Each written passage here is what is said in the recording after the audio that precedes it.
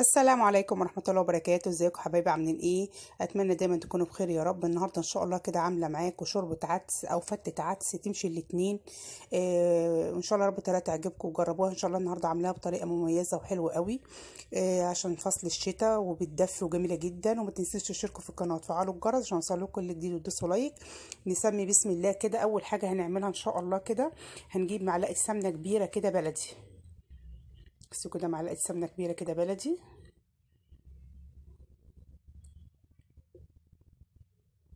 معلقة كبيرة كده دي سمنة بلدي اللي هي البقري مش الجاموسي يعني عشان كده صفرة.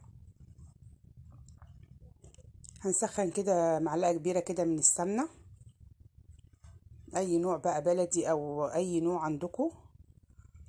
هنجيب بصلاية كده كبيرة ما تقطعها كده ايه مكعبات كده كبيرة. بعد ما سخنا السمنة كويس جدا جبنا بصلاية كده ونزلنا عليها كده بصلاية ايه كبيرة او ممكن يكون اتنين متوسطين. هنشوحها كده في قلب ايه السمنه. تشويحه بسيطه جدا كده. وهننزل عليهم بقى ايه باتنين جزرتين كده برضو متقطعين مكعبات، بس مش كبير قوي عشان الجزر بياخد سوا شويه يعني. النهارده هنعملها بطريقه حلوه جدا، تنفع شوربه تنفع فتة عدس، حاجه كده حلوه جدا. كل حاجة بقى هنحطها هنديها ايه تشويحة كده. نزلنا بالبصل وبعد كده ايه بالجزر عشان بياخد سوا شوية معانا.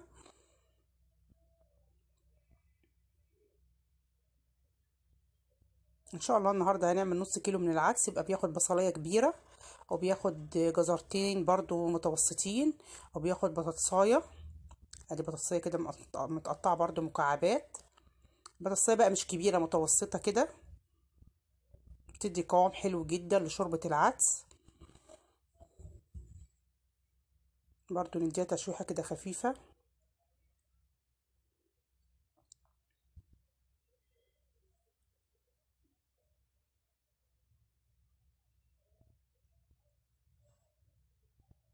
نقلبه كده ايه كله مع بعضيه كده نديله تشويحة حلوة برضو.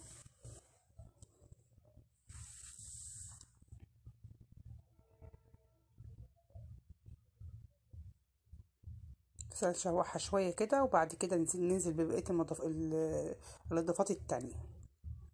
بس دول بياخدوا تشويحة كده حلوة كده. وبعد كده ايه عندنا كمان مكونين تاني كمان هنحطهم بعد ما نشوح ده كويس.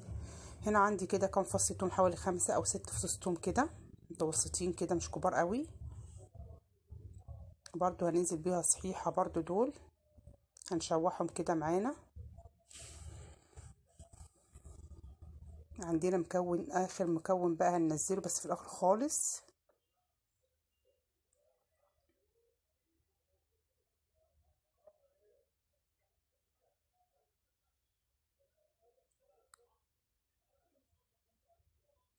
اخر مكون بقى اللي هو الطماطم. كده حوالي عندي طماطميتين برضو، ماشي 2 طماطم.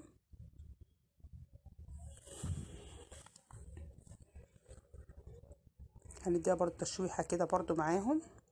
وبقى ايه محضرة جنبي ايه مية سخنة او مية بتغلي.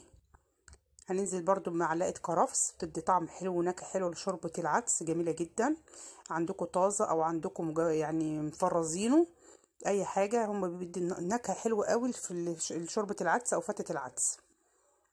معلقة كرفس كده كبيرة دي مفرزينها.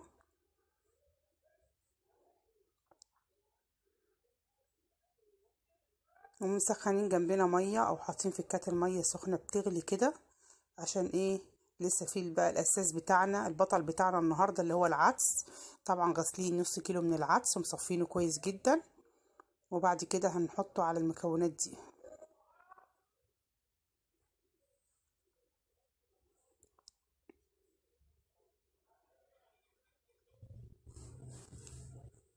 بس نشوح الكلام ده كله مع بعضيه كده كويس جدا. وانا غاسله العدس ومصفياه اهوت. ده نص كيلو من العدس غاسلينه ومصفينه كويس قوي كده. وبعد كده هننزل برضو نديله تشويحة برضو كده ايه مع بقية المكونات اللي احنا ايه عملناها دلوقتي. بس هنحطه كده.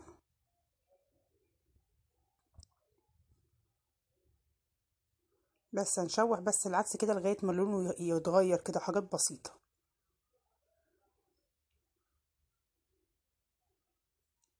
مجرد بس ما لونه يتغير كده معانا ويسخن معانا كده.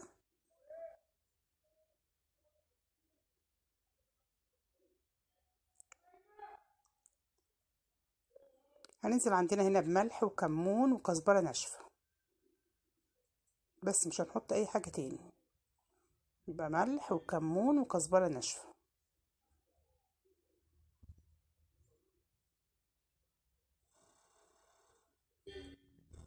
هنشوح الكلام ده كله كده مع بعضيه كويس جدا.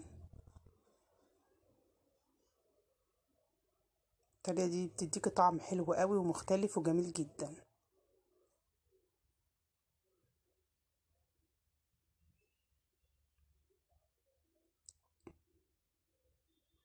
بقى حطينا الملح بتاعنا والكمون والكزبرة الناشفة، بقى هننزل دلوقتي بالمية السخنة.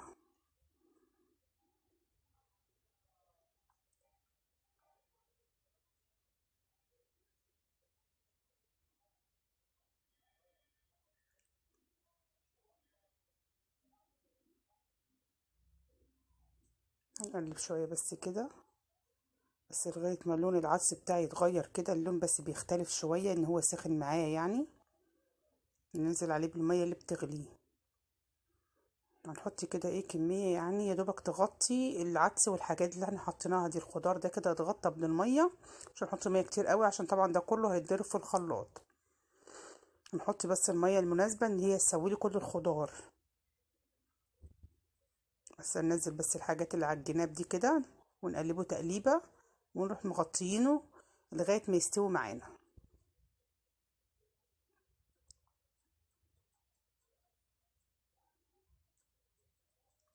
بس كده كده خلصنا شوربة العدس، بس استنى تستوي شوية معانا. هنغطيها كده لغاية ما تغلي معانا والحاجات ايه تستوي. هنشوفها كده اهي بتغلي، هنديها تقليبة كده ونشوفها.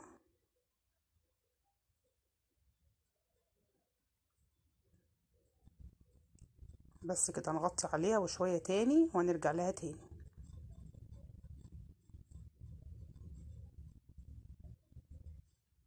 بس وما بياخدش كتير على النار عشان كله متقطع طبعا مكعبات ومشوحينه كده. بقى هنشوف بقى معانا ايه الخضار استوى ولا لسه. هو العدس عامة ما بياخدش اي وقت، يا دوبك كده غلوتيه وتلاقوا العدس استوى، بس عشان فيه جزر وفيه بصل وكده هو محتاج مية كمان تاني عشان لسه الخضار مستواش، عشان شرب المية بتاعته والخضار لسه مستواش. نديله حبة مية صغيرين كده، ولو المية كترت عادي ما هو كده كده هيتضرب في الخلاط، وهنزوده كمان. بصوا لازم اتاكد ان كل حاجه استوت معايا. البطاطس هي استوت معايا هي، وكل حاجه اتاكد ان هي استوت معايا، والثوم برضو اهوت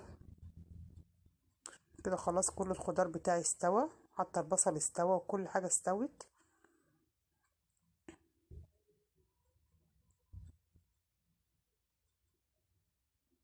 البصل برضو استوى معايا بس هو بيتزحلق من الطبق يعني. كده خلاص هسيب الحاجات دي كلها تهدى شويه كده وابتدي اضربها في الخلاط. كده خلاص نديها تقليبه بقى ونطفي ونستنى بقى لما تهدى معانا شويه. نخلي الغطا مفتوح كده عشان ايه البخار يطلع وايه وتبرد على طول. كده خلاص بردت معايا وضربتها كلها كده في الخلاط اهيت بالمنظر ده كده. هنحط بس ميه عشان هي تقيله جدا، يعني تقيله قوي ان انتوا حتى لو هتشربوها كده تقيله. بصوا عامله ازاي تقيله قوي، قوامها حلو جدا. طبعا البطاطس بتديها القوام الجميل دوت والجزر. هنديها بس كده شويه ميه كده، ميه سخنه ميه من الحنفيه بقى. في المرحله دي خلاص بقى ان كل حاجه استوت معايا وكده خلاص، احنا بس بنزودها عشان تبقى ايه مظبوطه، مش هنحط لها اي اضافات تانية خالص. ممكن لو محتاجة ملح او كمون ممكن نحط ملح او كمون، ما بيتحطلهاش فلفل اسمر عشان لونها ما بيبقاش غامق كده. الفلفل الاسمر يبقى على الوش شكله مش ظريف، فما بيتحطلهاش فلفل اسمر. العدس ما بتحطلوش فلفل اسمر. ممكن فلفل ابيض لو موجود عادي يتحطله عشان مش هيبان فيه، لكن الاسمر مش هيبقى شكله مش ظريف على وش ايه العدس بتاعنا. هنخلي القوام الجميل ده كده ونسيبها تغلي طبعا عشان احنا مزودينها ميه، تغلي معانا. وكده الشوربه بتاعتي جاهزه.